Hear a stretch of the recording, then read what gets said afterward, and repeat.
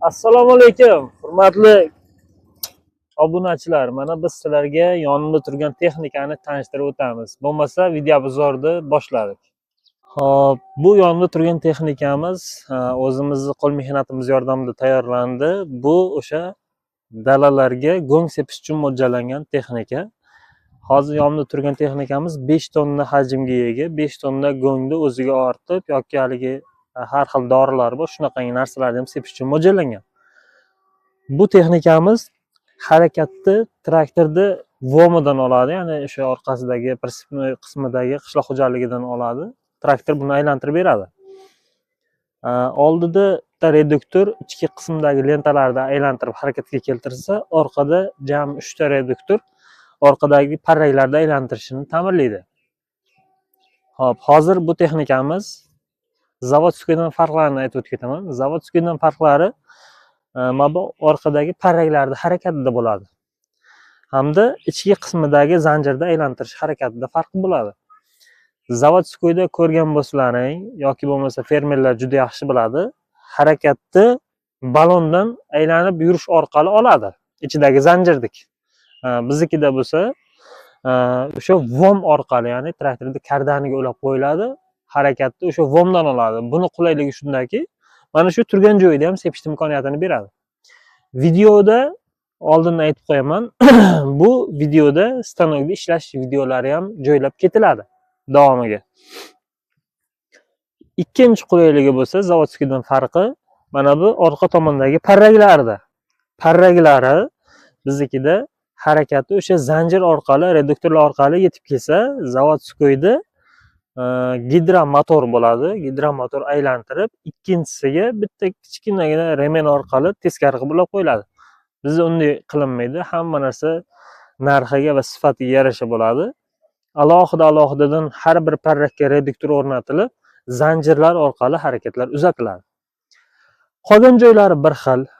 Ichki qismidagi lenta qismi bo'lsa, zavodskiydan farq qiladi. Zavodskiydan farqi ichki qismi biznikida 3 qatorli sep qo'yiladi. Zavodskiyda bo'lsa bu joyida simdan o'sha mana bunaqangi sepga o'xshab boshqa narsa bir to'qiladi. Biz bunga sep qo'yamiz. Zvyozdochkalar birdek aylanadi, buni tortishi ham birdek bo'ladi. Ichidan keladigan mahsulot ham birdek yetib kelib turadi. Haligi echilib qolib, buralib qolib, zanjir to'g'ri kelmay qolish degan narsalar xudo xolasa bunda kuzatilmaydi. Orqasi mana keng ochiq, mana bu yerdan parraklar ustiga tushib, parraklar yo'naltirib sepib beraveradi. Buni ichki qismida ham xuddi shu narsadan bor, qo'yilgan parraklarni ustiga tushirib berish uchun mo'ljallangan. Doimiy harakatda bo'lib turadi. Zaslonkani mana ko'rsatib qo'yamiz. Zaslonkamiz bekiladigan bo'lsa, mana ko'rsatib qo'yamiz shu joyda. Mana bu xohlagan razmerga qo'yib turib, bekitib qo'yish mumkin.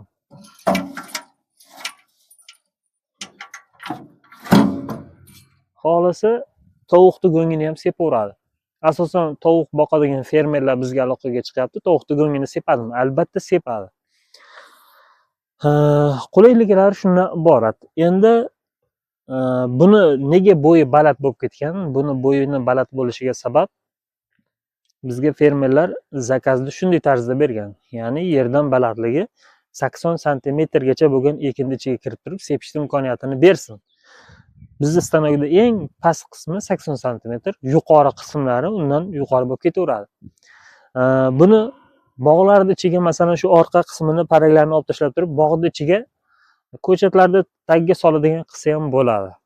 Har xil varianti bor. Telefon qilib aloqaga chiqsalaring, bemalol masalan sizga qayerga sepish kerak bo'lsa, o'shani tushuntirib, moslab tayyorlab beraveramiz. Masalan, bu narsada faqatgina akalar molni go'ngini emas, fermaga silos tarqatish uchun ham mo'ljallasa bo'ladi. Birinchisi, ikkinchisi mollarni tagi haligi shilta bo'lib ketadi. Ana shuni oldini olish uchun ilk apelka yoki quruqlikni solib turib, bundan harakatlantirib turib, sachib chiqsangiz ham bo'laveradi. Faqat bu go'ng sochmaydi. 3 ta 4 ta narsani sachish uchun mo'ljallasa bo'laveradi bemalol. Orqa qismida gapiradigan narsalarimiz shulardan iborat. Endi old qismiga ham bir o'tib, oldin ham tushuntirib o'tib ketamiz. Hop, apparatimiz eng past qismi mana shu dishlarimiz bo'ladi. Dishlarni tagi. Qolgan joylari bundan dishlardan balandda turadi, tepada turadi. Apparatimizni bo'yi ham 2,5 metr atrofida chiqadi. Boya aytib o'tgan harakatimiz mana bu reduktor bo'ladi, zanjirlarni harakatga keltirib beradi. U tomondagi harakat bo'lsa, o'sha orqadagi reduktorlarga qarab ketadi. Xo'p, alhamdulillah, shukr. Xo'p. Balonlari persepta baloni qo'yilgan. Zakazga qarab xohlagan Isuzu balon desmi, boshqa balon desmi qo'yib beraveramiz. Endi buni baland bo'lgani bir tomondan opasniy tomoni ham bor. Haligi chuqur joylardan o'tishga qiynaladi. Ko'tarilib ketishi mumkin polni gruz bilan. Asosan endi tekis yerda yurganligi uchun yuraveradi, sepaveradi. Keyin biznikida qulayligi mana shu zanjirda bo'ladigan bo'lsa, bitta kamchiligi ham shu joyida borki, buni aytib o'tib ketish kerak. Ish bajargandan so'ng bu kamchilik emas aslida. Lekin hamma narsa o'ziga haligi nima deydi, e'tibor talab qiladi. Bunda ichki qismi uchun alohida e'tibor kerak. Masalan, zanjirni yog'lamasangiz ham ish bajaraveradi, lekin bu sep bo'lganligi uchun ho'l go'ngni sachgan paytingizda zanjirlarning orasiga suv kirib turib, zanglab qolish holati kuzatiladi. Ana shunday holatlar bo'lmasligi uchun, deylik, ish bajarib tugagandan keyin buni bir marta yuvib tashlab turib, yog'lab qo'yilsa, zanjir qatib qolmaydi. O'zlaringiz juda yaxshi biladi, texnikani tushunadigan odamlar, mana zanjirlar qurib qolgandan keyin qatib qoladi, zanglab qoladi. Bu albatta kamchilik hisoblanadi. Endi shuni biz oldindan aytib qo'yamiz, lekin effektni juda yaxshi beradi. Go'ngni zo'r tortib beradi. Suyuq go'ngni ham, quyuq go'ngni ham bemalol sepaverasizlar. Kamida menga bir 10 ta yo 12 ta odam aloqaga chiqib, shu tovuq go'ngini sepish uchun qilib beringlar degan nima talab bo'ldiki, shuning uchun moslab tayyorlab ko'rdik. Tovuq go'ngi suyuq bo'lar ekan, oqib ketmaydi. Rezinkalarni qo'yib, plotni bekiladigan qilib qo'yganmiz, xudo xolasa. Zanjirlarni taranglashning imkoniyati bor. Reduktorlarga natijni qo'yib qo'yganmiz. Qo'yingki, hamma narsasini sifatli qilib tayyorlab beryapmiz. Video davomida oxirida va boshida ozgina bo'ladi ishlash jarayoni. Uni albatta qo'yib ketamiz. Keyin buni eng nima deydi, qiziqarli joyi narxida bo'ladi. Buni ikki xil narxda tayyorlayapmiz hozirgi kunda. Qo'shimchasiga qarab narxlar o'zgarishi mumkin. Masalan, o'sha bog'ni ichiga tashlab beradigan bo'lsa, narxlar farq qilishi mumkin, ozgina, ko'p emas. Buni fermer akalarimiz shot orqali, pul o'tkazish orqali sotib olamiz deydi. Albatta bizda ham bor u narsa. Masalan, perchisleniya qilib turib, bizni shotimizga pul tashlab bersalaring, u holatiga ham ishlayveramiz. Faqat narxlarda endi ustiga qo'shimcha pul qo'shiladi. Sababi bizda ham yechib olishimiz yoki boshqa soliq deganlar bor. Shuni hisobi bor akalar.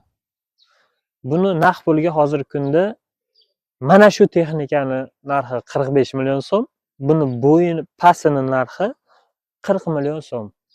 Negaki qo'yiladigan zapchastlar, vilkalar baquvvat bo'ladi, shuni hisobiga narxiga biz ham qaramasdan sotib olamiz. Ertadan yaxshi ishlasin deb. Endi bundan buyog'iga mana shu videoning davomiga o'laymiz. Ishlash jarayonini bemalol ko'rib, like bosib, shunaqangi texnika izlab yurganlarga jo'natib qo'yaverasizlar. Bizning manzilimiz Farg'ona viloyati Beshariq tumani. Biz faqatgina bunaqa texnika emas, zakaz orqali aqlimiz yetgan любой texnikani tayyorlab beramiz. Sog' bo'ling, salomat bo'ling, bitta like bosib qo'yish. Like nimaga deymiz? Like bossangiz, shunaqangi texnika izlab yurganlarga ko'proq chiqib boradi videomiz. Bo'lmasa biz like bosinglar demaymiz. Bizga bir so'm foyda ham bo'lmaydi, ziyon ham bo'lmaydi. U yog'i ishlash jarayoni yoqsa like bosasizlar, bo'lmasa bosmanglar. Sog' bo'ling, salomat bo'ling. Go'ng sepadigan apparatimizni endi sinab ishlatib ko'ramiz. Orqa qismlariga o'zgartirishlar kiritdik. Hozir mana zastonkasini ochib qo'yganmiz. Birinchisi ko'rdi dalanchida. Shu poliyada haydab ko'rsatamiz.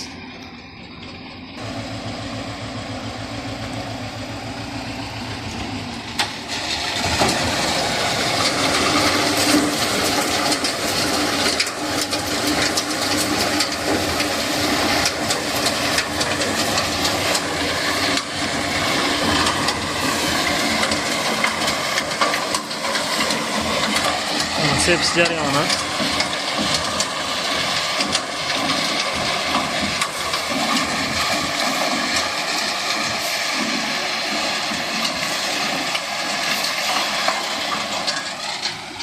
ma'qul bo'lgan bo'lsa bitta like bosib qo'yasizlar. Orqadagi zaslonkani o'zgartirish orqali qalin yuqa tashlaydigan qilsa bo'ladi. Sinovni davom ettiraveramiz.